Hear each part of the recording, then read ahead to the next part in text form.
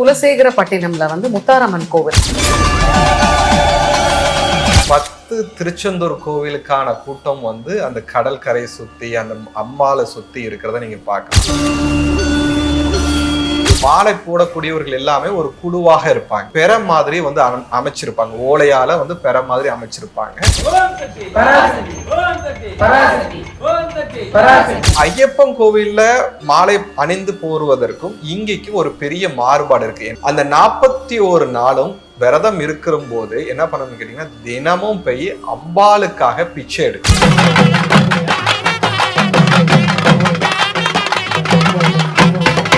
வேடங்கள் அணிஞ்சு தினமும் அவங்க ஒவ்வொரு வீட்டுக்கு முன்னாடி அந்த பிச்சை இதுக்காக தன்னை இறக்கி நான்கிறத இறக்கி பிச்சை பெற்று அதை மீண்டும் அம்மா கிட்ட கொண்டு சமர்ப்பிப்பாங்க. அவங்களுக்குள்ள ஒரு காளியாகவே தன்னை பாவிப்பாங்க.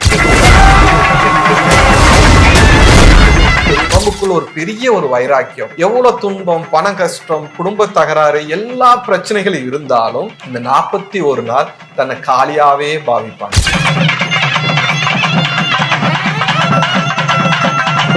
தெற்கு தமிழ்நாட்டுல பொறுத்த வரைக்கும் பாத்தீங்கன்னா ஒரு பெரிய ஒரு பெரிய திருவிழாவாகவே இருக்கும். அந்த அம்பாலை பார்க்கறதுக்காக லட்சக்கணக்கான மக்கள் வராங்க. அப்ப லட்சக்கணக்கான மக்களுக்கு எத்தனை லட்சம் பிரச்சனைகள் இருக்கு.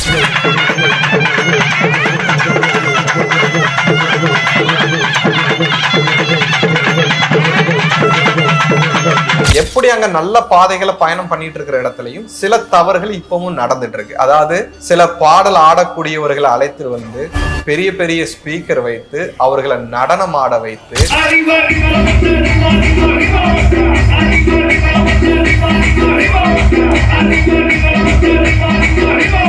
இளைஞர்களுக்கு அந்த அம்பாளுடைய ஒரு பெருமையும் அம்பாளுடைய ஒரு உணர்வுகளும் புரிந்து கொள்ளாமல் பயணம் பண்ணக்கூடியவர்கள் இருக்கிறாங்கம்மா. அது ரொம்ப ரொம்ப தவறு. அம்மாக்காக பிச்சை எடுக்க போற அப்ப நீ ஒன்னு நீ இழக்கணும். அங்க நீ உன்னோட பேரு மாடசாமியோ குமாரசாமியோ அது எதுவுமே கிடையாது. அங்க நீ குலசேகரப்பட்டினத்துல இருக்கக்கூடிய அம்மா நீங்க வந்திருக்க. அம்பாலாக வரக்கூடிய மனிதர் இருக்காரு பாத்தீங்களா, அவரு அடுத்த வேளை உணவுக்காக மற்றவனிடம் கையேந்தி நிற்கக்கூடிய மனிதராக கூட இருப்பாங்க. ஆனா அவர்களிடம் உத்தரவு கேட்கக்கூடியவங்க பெரிய கோடீஸ்வரங்களா இருப்பாங்க. குலசேகர அம்பாலா வரும்போது, அம்மனாக வரும்போது முன்னாடி இருக்கக்கூடிய பணக்காரனாக இருந்தாலும் அம்மா வர்றதா நினைப்பாங்க.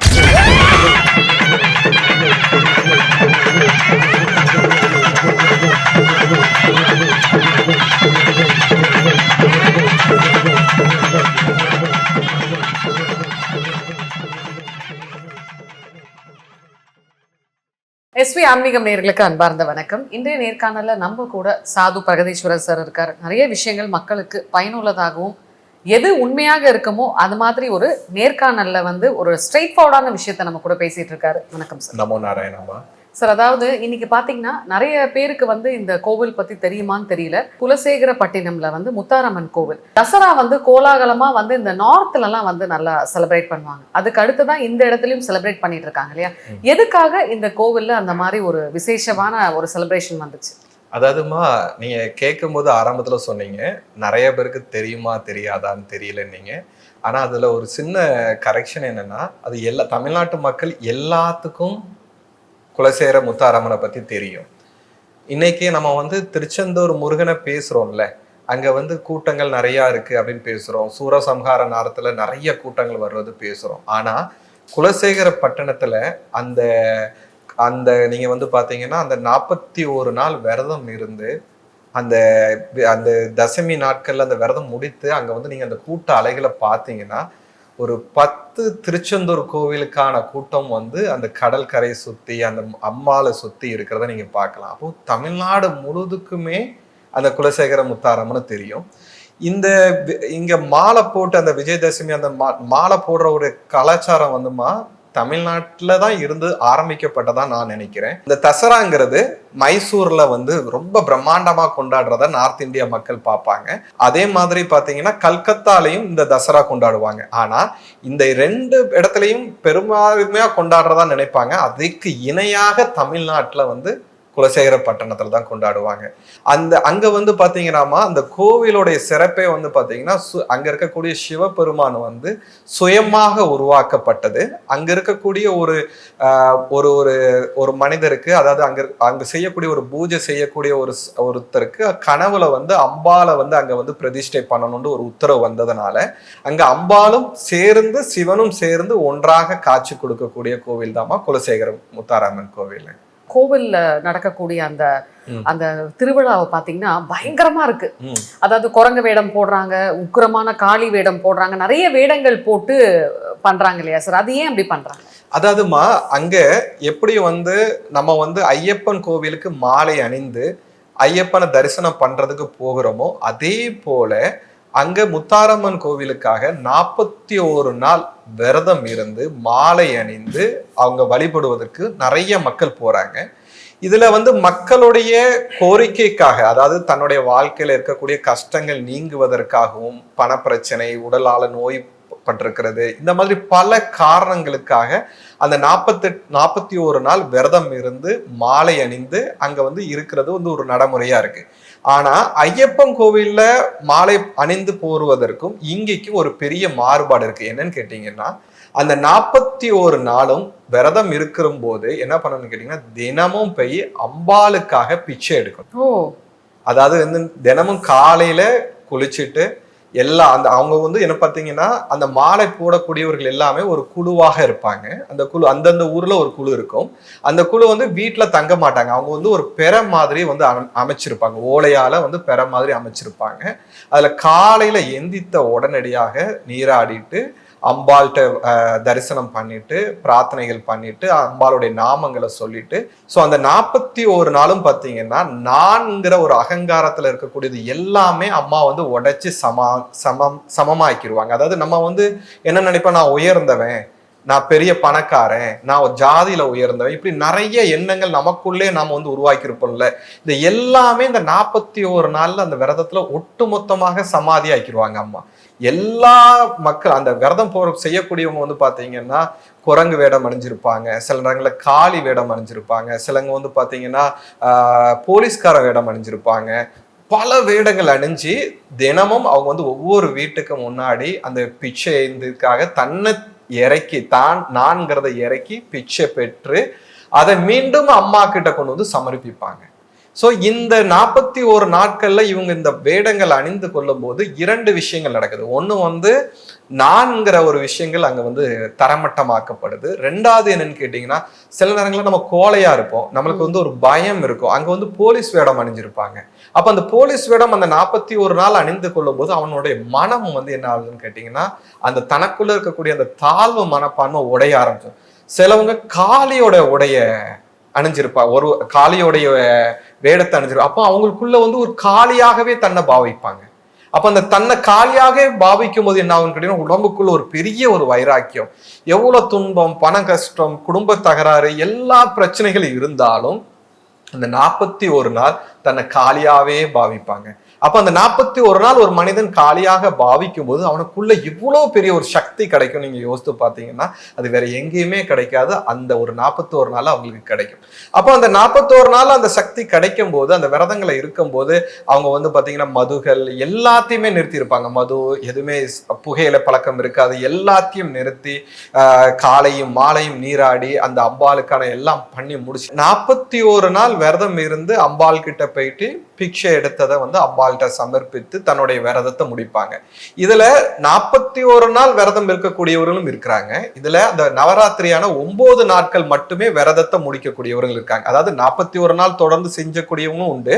இல்ல என்னால 41 நாள் பண்ண முடியாதவங்க அந்த 9 நாள் மட்டும் விரதம் இருந்து வேஷம் அணிந்து, அதாவது என்ன அவங்க நேர்த்தி எடுத்துக்கிறாங்களோ அந்த வேஷத்தை அணிந்து அந்த 9 நாள் முடிக்கிறவங்களும் இருக்காங்க. சிலவங்க இந்த வேஷமும் அணியாமல் ஒன்லி விரதம் மட்டும் இருந்து அம்பாளுக்காக இருக்கக்கூடியவரும் இருக்காங்க. அப்போ இங்க 41 நாளும் இருக்கக்கூடியவரும் இருக்கிறாங்க, அந்த 9 நாளும் இருக்கக்கூடியவரும் இருக்காங்க. இல்ல இந்த விரதத்தை மட்டுமே பின்பற்றி அம்பாள் கிட்ட வந்து சமர்ப்பிக்க கூடியவர்களும் இருக்காங்க. இது வந்து தெற்கு தமிழ்நாட்டுல பொறுத்த வரைக்கும் பாத்தீங்கன்னா ஒரு பெரிய ஒரு பெரிய திருவிழாவாகவே இருக்கும். சென்னையில இருந்து சென்னை, அதே மாதிரி பாத்தீங்கன்னா பெங்களூர்ல இருந்து வெளிநாட்டுல இருக்கக்கூடிய தமிழர்களும் வந்து அந்த 41 நாள் தன்னுடைய அம்பாளுக்காக நாண வந்து அகங்காரத்தை விட்டு அம்மாக்கு சேவை செய்யறதுக்கு வருவாங்கம்மா.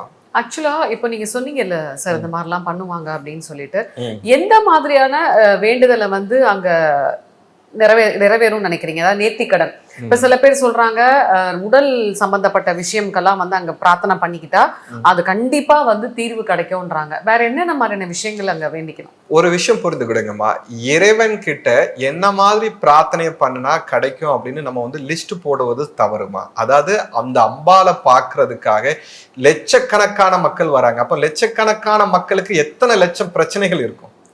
இதுல பிரச்சனைகள் இல்லாமல் அம்பாலை வணங்குவதற்காகவும் தன்னோட இந்த வேஷத்தை அணிந்து இறைவனுடைய ஒரு திருவுருவத்தை கொண்டு பிச்சை எடுப்பதற்காகவும் வராங்க. வேண்டுதல் எதுவுமே அவங்ககிட்ட இருக்காது. ஆனா இதை நேர்த்தியை செய்வதற்காகவும் வரவங்க இருக்காங்க. இதை செய்யும் போது தனக்கு வந்து ஒரு வித புத்துணர்ச்சியும் அம்பாளுடைய ஆசீர்வாதம் கிடைக்குது. அதே மாதிரி ஒரு பெரிய மாற்றம் கிடைக்குதுங்கிறதுக்காக, பிரச்சனைகளுக்காக இருந்தா மட்டும்தான் அங்க போகணும் அப்படிங்கிறது கிடையாது. பிரச்சனைகள் உள்ளவர்களும் போறாங்க, பிரச்சனைகள் இல்லாட்டினாலும் அது செய்யும் போது தனக்குள்ள ஒரு மாற்றம் ஏற்படுங்கிறதுக்காகவும் போறாங்கம்மா.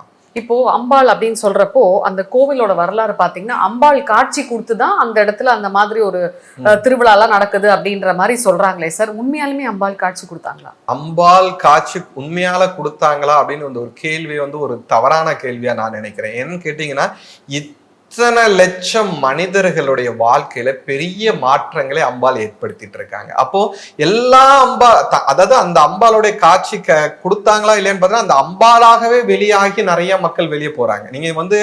நீங்க ஒரு முறை நீங்க வந்து அந்த குலசேகர பட்டணத்துக்கு நீங்க அந்த 41 நாள் வந்து விரதம் இருக்கிறத நீங்க வந்து பார்க்க வந்தீங்கன்னா உங்களுக்கு நிறைய அனுபவம் விடும். நிறைய அம்பாளாவே இருப்பாங்க, எல்லாத்துக்குமே காட்சி கொடுப்பாங்க. நீங்க ஒரு விஷயம் புரிந்து கொண்டீங்கன்னா, கிராமங்கள்ல அந்த அம்பாளுடைய வேஷம் அந்த உருவத்தை ஏற்றுக்கொண்டு அவங்க வந்து நடந்து போகும்போது அம்பாலே நடந்து வருவதற்கான இருக்கும். அவங்ககிட்ட உத்தரவு கேட்பாங்க. எத்தனையோ பேருக்கு அவங்ககிட்ட உத்தரவு கேட்கும் போது குழந்தை பாக்கியம் இல்லாதவங்களுக்கு அவங்க சொல்வது நடக்கும், அப்படியே நடக்கும். அவங்க வந்து காளி வேஷம் போட்டு அவங்க வந்து வரும்போது காளியாவே வருவாங்க. அப்போ அந்த நேரத்துல உங்களுடைய எந்த கேள்வி கேட்டாலும் கேட்கக்கூடிய கேள்விக்கு சரியான பதில் கிடைக்கும். அதே மாதிரி பாத்தீங்கன்னா தொழில் தொடங்குவதற்கு உத்தரவு கேட்பாங்க. திருமணம் எனக்கு கைகுடி வரல. அப்போ நீங்க வந்து அந்த காலகட்டத்துல அந்த 41 நாள் அந்த காலகட்டத்துல எத்தனாயிரம் காளி தேவிகள் வந்து அந்த தெற்கு தமிழ்நாடு முழுவதும் வலம் வருவாங்க. அப்ப எல்லாத்துக்கும் அவங்க வந்து காட்சி கொடுக்கதான் செய்யறாங்க. அப்போ நம்ம வந்து நீங்க காட்சிங்கிறது வந்து ஒரு ஒளியாக வருவது மட்டும் இல்லை, மனித ரூபமாக வந்து அம்பாள் வந்து எல்லாத்துக்கும் காட்சி கொடுத்துட்டு தான் இருக்காங்க. ரொம்ப அருமையா சொன்னீங்க. இப்ப அதுல நிறைய பாடல்கள்லாம் வந்துட்டு இருக்கு இல்லையா சார், அதெல்லாம் சரின்னு நினைக்கிறீங்களா? எல்லா விஷயத்திலையுமே நன்மைகள் இருப்பது போல தீமைகளும் இருப்பது வாழ்க்கை. இந்த மாயை வந்து என்ன பண்ணும்னா, ஞானத்துக்குள்ளேயும் மாயை புகுந்து சில விஷயங்களை தவறான பாதைக்கு இழுத்துடுவோம். இன்னைக்கும் எப்படி அங்க நல்ல பாதைகளை பயணம் பண்ணிட்டு இருக்கிற இடத்துலையும் சில தவறுகள் இப்பவும் நடந்துட்டு இருக்கு. அதாவது சில பாடல் ஆடக்கூடியவர்களை அழைத்து வந்து பெரிய பெரிய ஸ்பீக்கர் வைத்து அவர்களை நடனம் ஆட வைத்து அந்த நடனம் ஆடுவதற்காக மக்கள் கூட வைத்து இந்த மாதிரி அதுல இவர்கள் வந்து பிச்சை எடுக்கிறதுக்காக பயணம் பண்ண போகிறது. அதே மாதிரி பிரபலமான நிகழ்ச்சிகளை நடத்தக்கூடிய நடிகர்களை அழைச்சிட்டு வந்து அவர்களை வந்து பண்ணக்கூடியது. அது இன்றைய வந்து என்ன பண்றாங்க, இளைஞர்களுக்கு அந்த அம்பாளுடைய ஒரு பெருமையும் அம்பாளுடைய ஒரு உணர்வுகளும் புரிந்து கொள்ளாமல் பயணம் பண்ணக்கூடியவர்கள் இருக்கிறாங்கம்மா. அது ரொம்ப ரொம்ப தவறு. ஏன்னா அது அப்படி ஒரு புனிதமானது. அந்த 41 நாளும் சில நேரங்களில் 9 நாள் விரதம் இருக்கக்கூடியவர்கள் அப்படி ஒரு புனிதமான ஒரு இடத்துல அரைக்குறை ஆடையை வைத்து கொண்டு ஆடக்கூடிய பெண்களை அழைத்து வந்து கல்லூரியிலிருந்து அழைத்துட்டு வந்து பாடல்கள் காதில் கேட்கக்கூடிய பாடல்கள் இல்லாத பாடல்கள்லாம் கூப்பிட்டுட்டு வந்து இன்னைய இளைஞர்கள் சில நேரங்கள்ல நம்மளுடைய முன்னோர்கள் கொண்டு வந்த பாதைகளை கொஞ்சம் சரியான முறையில அழைச்சிட்டு போகாம போறாங்க அப்படின்னு எனக்கு தோணுதுமா. வேற இன்னும் அந்த மாதிரி என்ன உங்களுக்கு விஷயங்கள் முரண்பாடா இருக்கு? அதாவதுமா அதுல முரண்பாடா இருக்கக்கூடிய ஒரு விஷயம் என்னன்னு கேட்டீங்கன்னா, அவசரமாக மாலை போடுவது. அதாவது என்ன, கடமைக்காக மாலை போடக்கூடிய மனிதர்களும் அதுல இருக்காங்க. எனக்கு இத்தனை நாள் மாலை போன வருடம் நான் போட்டேன், அதனால நான் இந்த வருடமும் இத்தனை நாள் தான் போடணும் அப்படின்னு சொல்லிட்டு இவர்கள் வந்து கிளம்பி போயிட்டு வேக வேகமாக மாலை போடுவது, வேகமாக முடித்து கொண்டு வேக வேகமாக, அதாவது இறைவனை நாம் உணர்வதற்காகவும் இறைவன் கிட்ட நாம் சரணாகதி அடைகிறதுக்காக போறோம். அம்மா கிட்ட நம்ம சரணாகதி அடைகிறதுக்காக போறோம். அப்படி சரணாகதி அடைகிறதுக்காக நம்ம போகும்போது நாம் நமக்கான நேரத்தையும் நிதானமாக அதை செய்யணும். அவங்க என்ன பண்றாங்க, இதை நான் செஞ்சுட்டேன் எனக்கு மாற்றம் வரல அப்படிங்கிற மாதிரி அந்த இடத்துலயும் ஒரு பரிகாரமா பாக்குறாங்க. அங்க அம்மாவை நம்ம உணரணும், அம்மாவாக நம்ம மாறணும். அது இப்போது குறைந்து வருவதா நான் நினைக்கிறேன். அதாவது குறைந்து வருவதா நினைக்கிறேன்னா, இப்ப அதுல வந்து 100 பங்கு மக்கள் அப்படி இல்லை, சில 10 பங்கு மக்கள் வந்து என்னன்னு கேட்டீங்கன்னா அது ஒரு கடமைக்காக செய்யறாங்க. அந்த கடமைக்காக செய்யாமல் அந்த 41 நாட்களும் அவர்கள் நேர்ந்து கொண்ட விரதங்களை எடுத்து, சரியான முறைகளை விரதங்களை எடுத்து, சரியான முறைகளை உணவு முறைகளை பின்பற்றி, உடை அலங்காரங்கள், அது எந்த அவங்க உருவத்தை எடுத்து அவங்க வந்து அம்பாக்காக வந்து பிச்சை எடுக்க போறதுக்கு தயாராக இருக்காங்களோ அந்த உருவத்தை கொண்டு அவர்கள் சரியான முறையில பயணம் பண்ணி சரியான முறையில செஞ்சாங்கன்னா அவங்க வாழ்க்கையில ஒரு பெரிய மாற்றத்தை உணர முடியுமா? சோ இந்த மாற்றம் உணராம போகாம இருக்கிறதுக்கு காரணம் இவங்களோட ஆடம்பரம். இவங்க வந்து என்ன பண்றாங்க, சில நேரங்களில் விலை கூடன கார் எடுத்துக்கிறாங்க, அந்த ஊர் மக்கள் முன்னாடி நான் ஊர்ல இருந்து வந்திருக்கிறேன் அப்படிங்கறத காமிப்பதற்காக விலை கூடன கார்ல அவங்க பயணம் பண்ணி பிச்சை எடுக்க போறது. அதாவது அங்க வந்து அதெல்லாம் பெரிய தவறு. ஏன்னா நீ அங்க வந்து அம்மாக்காக பிச்சை எடுக்க போற, அப்ப நீ வந்து ஒன்ன நீ இழக்கணும். அங்க நீ வந்து உன்னோட பேரு மாடசாமியோ குமாரசாமியோ அது எதுவுமே கிடையாது. அங்க நீ வந்து குலசேகர பட்டணத்துல இருக்கக்கூடிய அம்மா நீங்க வந்திருக்க. அப்ப நீ உன்னுடைய அடையாளங்கள் எதுவுமே இல்லாமல் உன்னை தியாகம் பண்ணி நீ அங்க இறங்கி வலம் வரணும். அங்க உன்னோட ஆடம்பரத்தை காட்டக்கூடாது, உன்னுடைய செல்வாக்க காட்டக்கூடாது, நான் வந்து மாயைக்குள்ள புகுந்துடக்கூடாது.